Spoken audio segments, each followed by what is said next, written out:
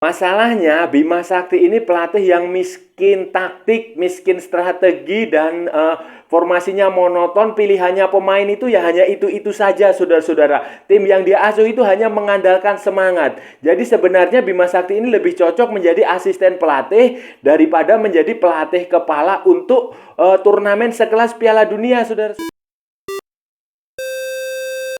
Halo saudara-saudara, jumpa lagi dengan komentator gadungan di sini.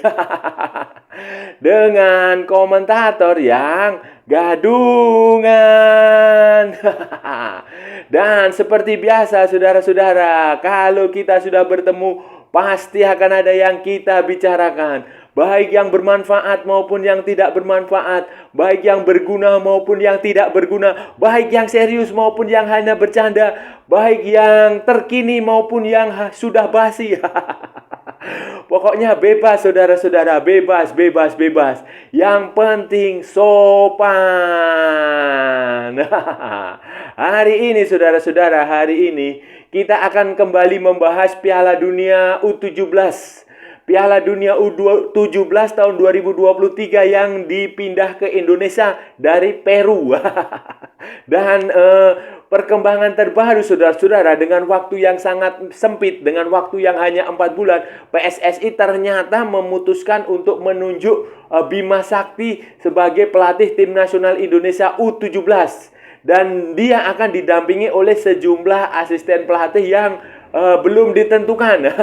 Kemungkinan sih sama dengan apa yang dengan tim, dengan skuad yang waktu itu menjuarai Piala AFF U16 tahun 2022 dan gagal di kualifikasi Piala Asia U17 2023 tahun lalu. Nah, penunjukan Bima Sakti ini menimbulkan pro dan kontra di kalangan para pengamat, para pendukung, para media, dan semuanya lah, pro dan kontra. Nah, termasuk juga si komentator gadungan ini. Nah, ini akan seperti apa saudara-saudara, akan kita bahas di edisi kali ini, saudara-saudara. Saudara, begini ya, penunjukan Indonesia sebagai penyelenggara Piala Dunia U17 ini ibarat dua sisi mata uang yang berbeda. Di satu sisi dia sebuah berkah, sebuah anugerah, sebuah sesuatu yang menggembirakan, sesuatu yang membahagiakan karena menjadi obat kekecewaan, obat pelipur lara kegagalan Indonesia menyelenggarakan Piala Dunia U20. Ini akan kembali menjadi membangkitkan gairah sepak bola di Indonesia yang luar biasa, akan membangkitkan perekonomian Indonesia walaupun level Piala Dunia U17 ini tidak segemerlap Piala Dunia U20 atau Piala Dunia Senior. Bahkan mungkin saja tidak segemerlap Piala AFF atau Piala Asia. Tetapi tetap saja ini menjadi sesuatu yang sangat membanggakan bagi Indonesia. Ini membuktikan bahwa FIFA, Federasi Sepak Bola Internasional itu mempercayai Indonesia, menganggap Indonesia sesuatu, menganggap Indonesia sebuah negara yang sangat penting yang tidak bisa dikesampingkan dalam roadmap sepak bola mereka. Sehingga apapun yang sudah dilakukan Indonesia ini selalu diberi kesempatan kedua untuk berubah, diberi kesempatan kedua, ketiga, keempat, kelima untuk berubah. Ibarat kata ini Indonesia ini seperti anak nakal, seperti anak nakal, anak bandel yang selalu merepotkan orang tuanya, selalu membuat orang tuanya pusing, orang tuanya dipanggil ke guru BP, orang tuanya dipanggil ke polsek, tetapi masih aja dimaafkan, masih ada diberi kesempatan, masih aja diberi diberi waktu untuk berubah. Dan inilah yang terjadi dengan Indonesia terhadap penunjukan tuan rumah Piala Dunia U17 setelah kejadian yang kontroversi soal Israel di Piala Dunia U20 dan tragedi Kanjuruhan yang memalukan itu, saudara. Selain berkah, selain anugerah, selain kebahagiaan yang didapat, ini juga bisa menjadi musibah, saudara. Piala Dunia U17 2023 ini juga menjadi musibah, menjadi malapetaka, menjadi sesuatu yang akan sangat mengecewakan di kemudian hari. Khususnya karena penampilan tim nasional Indonesia kan, tim nasional Indonesia U17. Kenapa? Karena PSSI hanya punya waktu praktis 4 bulan, saudara-saudara. 4 bulan untuk mempersiapkan tim nasional Indonesia U17 untuk bertanding, untuk berlatih, untuk menggelar persiapan yang memadai untuk bertanding nanti. Kenapa, saudara-saudara, ini sangat berbahaya? Karena begini, saudara-saudara, 4 bulan ini waktu yang sangat pendek untuk kita bicara adalah anak-anak usia 17 ya, saudara-saudara, remaja, kompetisi remaja, boys, kalau istilah FIFA-nya itu boys.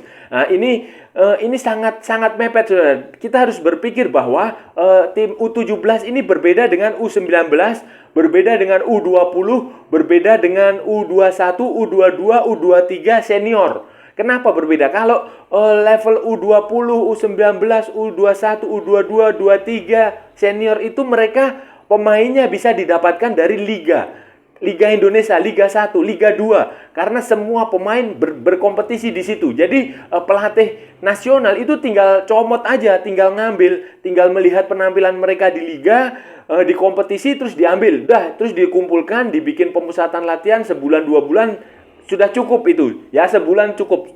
Sebulan 2 bulan termasuk uji coba itu sudah cukup. Tetapi saudara-saudara, kalau tim junior seperti ini, timnas U17 seperti ini nih, Anda harus menyeleksi dari nol. Anda harus memilih. Anda harus melakukan seleksi di beberapa kota dari stok yang mungkin juga terbatas karena kita tidak punya kompetisi U17. Kompetisi U17 itu terakhir digelar musim lalu sudah lama dan itu pemainnya juga sudah nggak tahu pada kemana. Selain itu personil yang waktu itu menjuarai Piala AFF U16 yang waktu itu gagal di kualifikasi Piala Asia U17 itu juga sudah pada kemana, sudah hilang, sudah nggak tahu kemana, apakah mereka ikut kompetisi di klub atau kemana itu juga tidak tahu. Dan itu juga harus memulai dari nol. Walaupun kemarin waktu ulang tahunnya Erick Thohir itu pemain U16 ini ikut coaching klinik dengan beberapa pemain legendaris dunia seperti Roberto Carlos, seperti Eric Abida. Karena itu, saudara-saudara, langkah pertama yang harus dilakukan PSSI adalah menunjuk pelatih. Kemudian pelatih ini akan menyeleksi pemain-pemain itu. Menyeleksi pemain-pemain itu, kemudian mengumpulkannya dalam sebuah pemusatan latihan, kemudian setelah itu dibawa ke pemusatan latihan. Itu agendanya PSSI itu seperti itu. Agenda ada pemusatan latihan kemungkinan di luar negeri, entah di Aspir Academy di Qatar atau di Korea atau di luar negeri di Eropa sana, di Belanda, di Spanyol, di Prancis. Itu agendanya seperti itu. Nanti di sana selama mungkin 1 bulan mereka di sana akan melakukan training camp, kemudian melakukan uji coba dengan tim-tim yang sesama peserta Piala Dunia U17, dengan tim-tim, dengan klub-klub yang junior di sana yang cukup kuat. Itu agendanya seperti itu. Para pemain ini akan dikumpul dan agenda PSSI sudah mengatakan itu nanti pada bulan Juli. Berarti ini kan akhir Juni. Berarti kira-kira ya minggu depan lah. Minggu depan itu sudah mulai bergerak cepat untuk mengumpulkan pemain-pemain itu, saudara-saudara. Saudara-saudara, sayangnya saran beberapa pihak, saran beberapa orang, saran beberapa pengamat, saran supporter kepada PSSI untuk menggunakan Garuda Select, untuk menggunakan Dennis Wise dan Des Walker sebagai pelatih dan asisten pelatih ini tampaknya tidak diterima oleh PSSI, tidak diindahkan. Ide itu dikubur dalam-dalam. Kenapa, saudara-saudara? Karena PSSI ternyata sudah menunjuk Bima Sakti sebagai pelatih tim nasional Indonesia U17 untuk pemusatan latihan Piala Dunia U17 ini, saudara-saudara. Nah, ini saudara. Sebenarnya tidak ada yang salah dengan Bima Sakti. Kalau kita berkaca pada prestasi beliau waktu Piala AFF U16 ya memang beliau layak lanjut karena ya ini sebagai kesinambungan. Kalau melihat kualitas beliau, kualitas Bima Sakti waktu menjadi pemain dengan PSSI Primavera yang ditempa di kompetisi Primavera di Italia pada tahun 1990-an, ya sangat layak. Dia punya ilmu yang cukup untuk memimpin tim ini berprestasi lebih lagi untuk menangani tim ini. Kalau melihat pengalaman dia mendampingi Indra Safri selama SEA Games 2023, ya Bima Sakti ini bisa saja diberi kesempatan untuk melatih tim nasional Indonesia U17. Kalau melihat cara pendekatan dia, cara dia berhubungan dengan para pemainnya, kalau melihat cara dia menerapkan metode latihan itu ya cukup, bisa diterima bahwa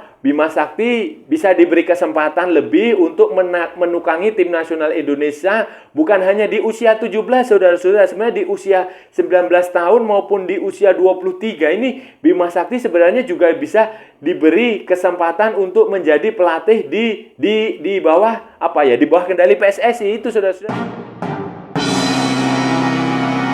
Tapi saudara-saudara, ini ada tapinya, dan tapi ini yang penting, dan ini ini bermasalah, cukup masalah. Nah, masalahnya apa? Masalahnya begini, Bima Sakti ini adalah tipe pelatih yang tidak punya miskin strategi, miskin taktik. Jadi variasi taktik, variasi strategi dia itu terbatas. Sangat terbatas, dan dia tidak punya solusi lagi ketika tim yang diasuh ini buntu, taktik dia mampu dibaca lawan punya kontra strategi, sementara dia tidak punya pilihan formasi lain untuk mengimbanginya itu, gitu loh. Selain itu juga pilihan materi pemain dia, pilihan starting line up dia itu monoton, saudara-saudara, monoton sekali. Jadi dia tidak bisa membaca. Misalnya nih ya, kita ambil contoh lah di Piala AFF maupun di kualifikasi Piala Asia waktu itu. Kalau saudara lihat, Bima Sakti itu mainnya begitu-begitu aja. Sejak pertandingan pertama sampai pertandingan terakhir, starting line up-nya seperti itu, formasinya seperti itu, cara bermainnya seperti itu, pilihan pemainnya seperti itu. Jadi itu sangat mudah sekali dibaca, sangat mudah. Waktu Piala AFF itu kebetulan mainnya di Indonesia.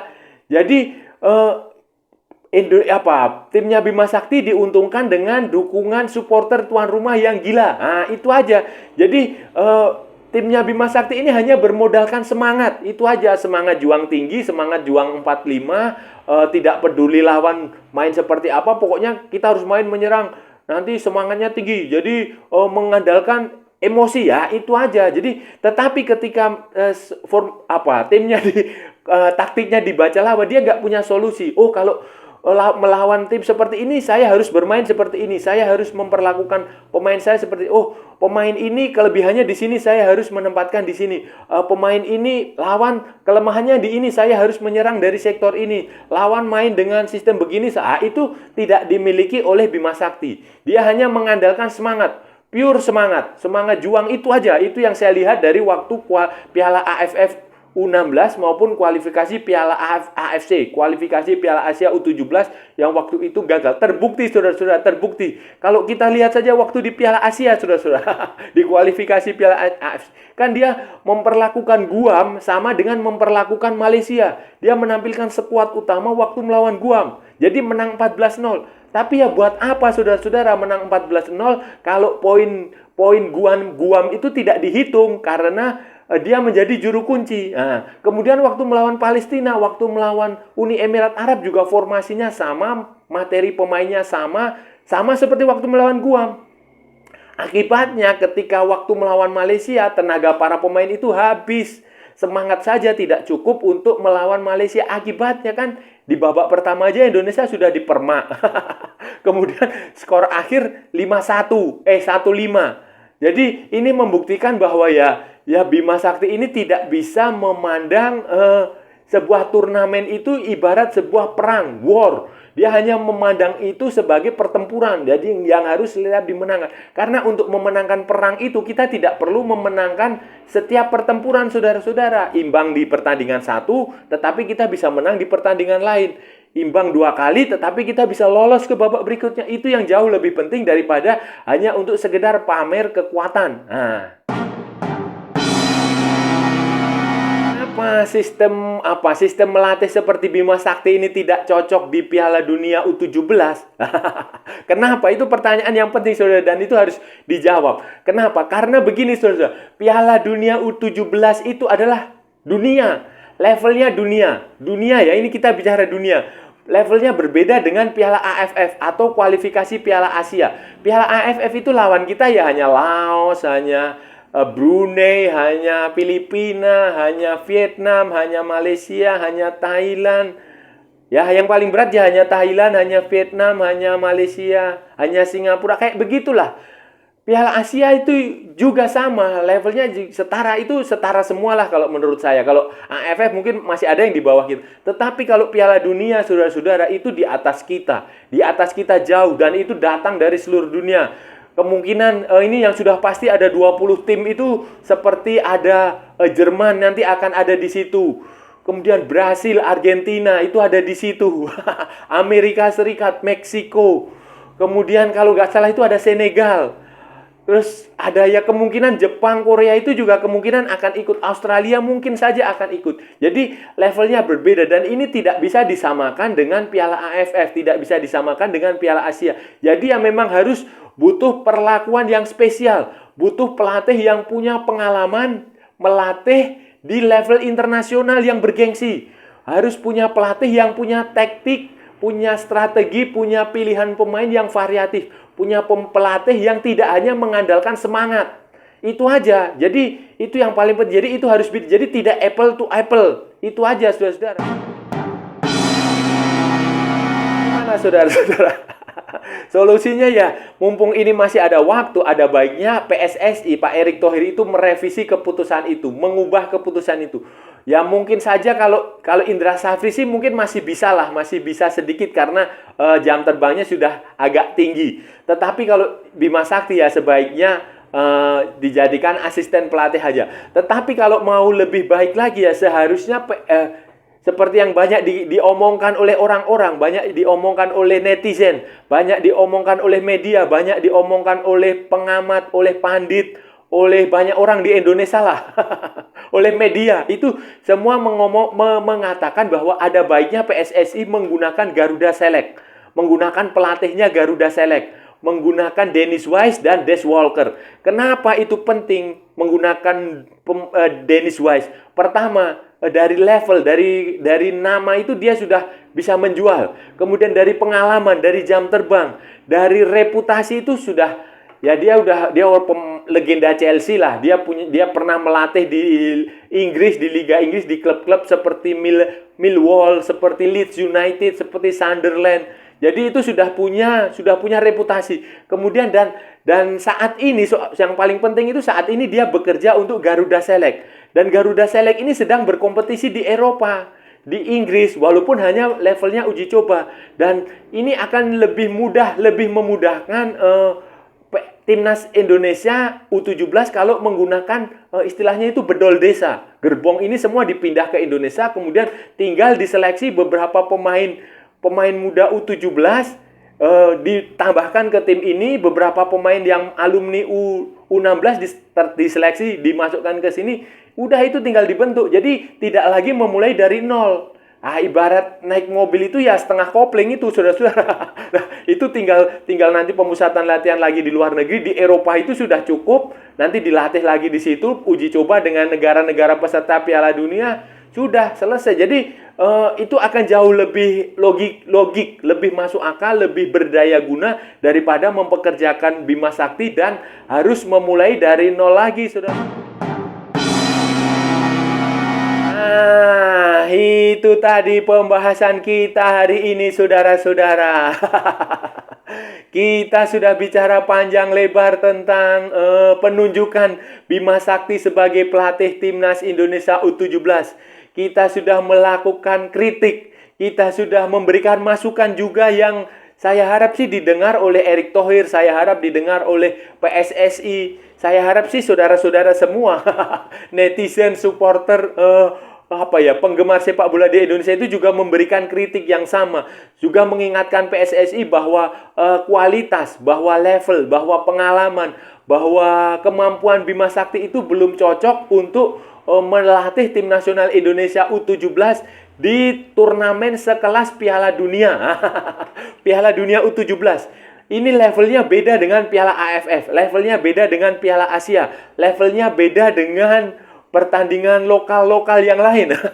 Ini levelnya dunia, lawannya datang dari segala penjuru bumi. Kebanyakan mungkin saja banyak pemain yang bertampil di klub-klub besar di Eropa sana yang di level junior yang akan tampil di turnamen ini. Jadi ya memperlakukannya juga harus spesial saudara-saudara, bukan asal-asalan. Dan saya rasa sudah cukup ya saudara-saudara ya. Saya sudah bicara panjang lebar. Kalau ada salah-salah ya mohon maaf saudara-saudara. Namanya juga gadungan. Tetapi kalau benar berarti sebuah kebenaran. Kalau saudara-saudara merasa channel ini bermanfaat, berguna, menghibur, menginspiratif, menyenangkan, mengembirakan, silahkan like, share, and subscribe. Tapi kalau tidak, abaikan saja saudara-saudara, di skip, jangan ditonton. Tetapi jangan juga di report saudara-saudara, kasihan saya. Ikuti pula akun media sosial Komentator Gadungan, ada di Instagram, ada di Facebook, ada di TikTok saudara-saudara. Dan sampai bertemu lagi di edisi-edisi berikutnya dengan tema-tema yang jauh tidak bermanfaat saudara-saudara.